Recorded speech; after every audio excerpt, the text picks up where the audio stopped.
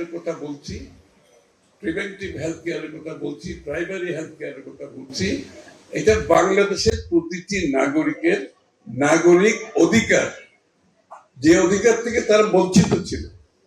এই অধিকার প্রত্যেকটি সভ্য দেশে একটা সাধারণ মানুষের স্বাস্থ্যসেবার, প্রাথমিক স্বাস্থ্যসেবার অন্তত একটা অধিকার থাকে।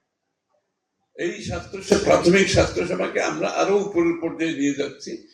যারা হতদরিদ্র, যাদের দারিদ্রতার কারণে চিকিৎসা করতে অসুবিধা হচ্ছে, তাদেরকে আমরা এমনকি উপর স্তরের যে টারশিয়ারি আরো উপরে যে ট্রিটমেন্ট গুলো দরকার, সেইগুলোর জন্য আমরা প্রাইভেট সেক্টরের জন্য একটা অ্যারেঞ্জমেন্টে যাচ্ছি। যেহেতু সরকারি হাসপাতালগুলোর একটা সীমাবদ্ধতা আছে, এই জন্য আমরা প্রাইভেট হসপিটালগুলোর সাথে কথা বলছি।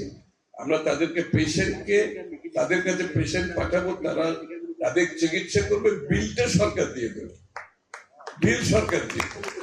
সুতরাং যারা হতদরিদ্র, যাদের দারিদ্রতার কারণে চিকিৎসা করতে পারছে না, তাদের জন্য এই স্বাস্থ্যসেবা ইনশাআল্লাহ আমরা খুব, এই জন্যই বাজেট বৃদ্ধি করা হচ্ছে। এবং বাজেট বড় করে তো লাভ নেই।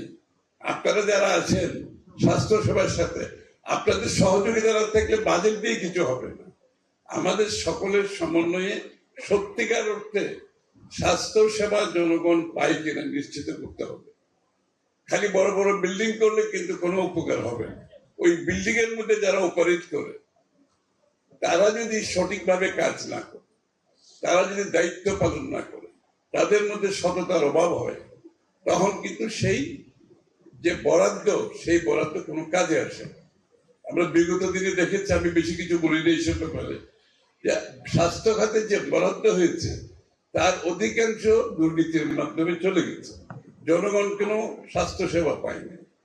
তাই আমি আমাদের যে বরাদ্দটা হবে, অতিরিক্ত বরাদ্দ এবার হবে ইনশাল্লাহ, সেটা সকলের সমন্বয়ের মাধ্যমে সঠিক ব্যবহার নিশ্চিত করতে হবে, সেটা সকলকে মিলে করতে হবে।